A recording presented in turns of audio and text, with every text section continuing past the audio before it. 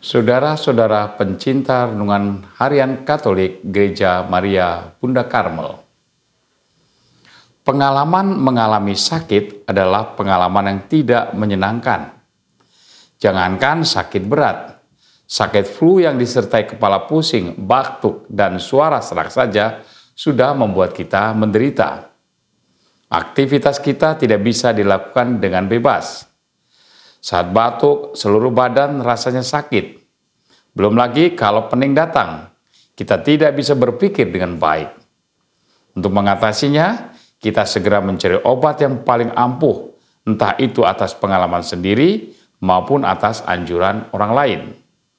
Karena itu, tidak mengherankan meskipun sakit flu, obat yang dibeli atau digunakan bisa begitu beragam jumlahnya, bentuk dan khasiatnya. Semua dilakukan agar bisa segera memperoleh kesembuhan. Tidak bisa kita bayangkan penderitaan yang dialami seorang wanita yang dikisahkan dalam Injil hari ini. Wanita ini telah mengalami pendarahan selama 12 tahun.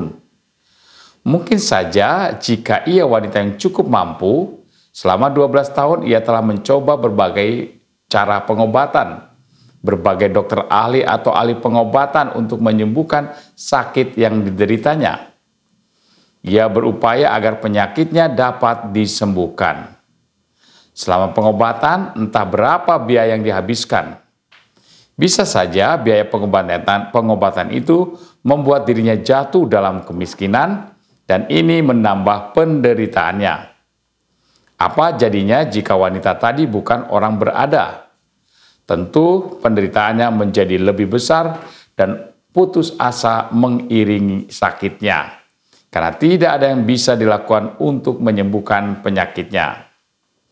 Tak ada obat-obat yang dapat mengurangi rasa sakitnya, dan ia hanya mampu menahan sakit seturut kekuatan tubuhnya saja.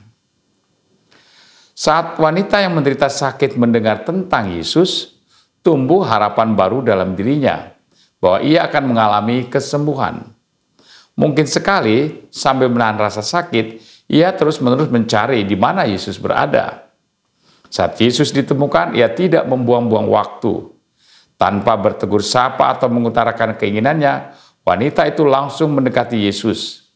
Ia memiliki kepercayaan besar, Yesus mampu menyembuhkan sakitnya. Kepercayaan itu terungkap dari apa yang diucapkan dalam hati. Asalku jamah saja jubahnya, aku akan sembuh. Baginya, Yesus itu pribadi yang berkuasa. Tidak ada keraguan dalam dirinya. Tidak perlu Yesus berkata kepada dirinya. Apa yang dipakai atau digunakan Yesus menurutnya memiliki kekuatan Yesus sendiri. Karena itu ia percaya ujung jubah Yesus yang sedang dipakai Yesus bisa menyembuhkan penyakitnya. Suatu kepercayaan yang luar biasa. Yesus menyadari betul akan iman dari wanita yang menyentuh ujung jubahnya.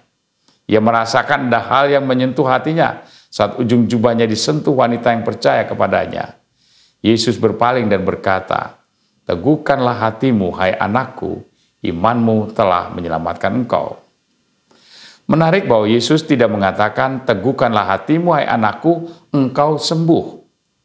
Yesus menekankan kata menyelamatkan daripada kesembuhan saja. Menyelamatkan bisa berarti lebih dari sekedar penderitaan fisik. Penderitaan yang begitu lama bisa menyebabkan kelelahan batin yang luar biasa, pergolakan iman yang tidak mudah. Semua adalah penderitaan yang tidak terlihat namun dialami. Dengan mengatakan imanmu telah menyelamatkan engkau, Yesus menegaskan bahwa penderitaan apapun yang telah terjadi hari ini, karena kepercayaan yang besar akan kekuasaan yang dimiliki Yesus, maka semuanya disembuhkan. Semua dipulihkan jasmani dan rohani. Apa yang terjadi pada wanita yang menderita pendarahan bisa juga kita alami. Bukan hanya soal fisik, tetapi lebih dalam adalah soal rohani. Kita mungkin pernah mengalami sakit hati berkepanjangan terhadap orang tua atau kenalan atau saudara yang karena perkataan atau tindakan mereka, hati kita terluka dan kita tidak mampu memaafkannya. Luka itu dibawa terus tanpa tahu harus bagaimana menyembuhkannya. Belajar dari wanita yang mengalami pendarahan, baik kita pergi kepada Yesus yang hadir dalam sakramen Maha Kudus. Kita bisa memohon kesembuhan dan keselamatan saat menerima komuni suci, saat mengikuti adorasi sakramen Maha Kudus. Tuhan hadir. Yang diperlukan dari kita hanya percayakah ya yang hadir dalam rupa yang biasa, rupa roti itu bisa menyembuhkan kita, bisa menyelamatkan kita.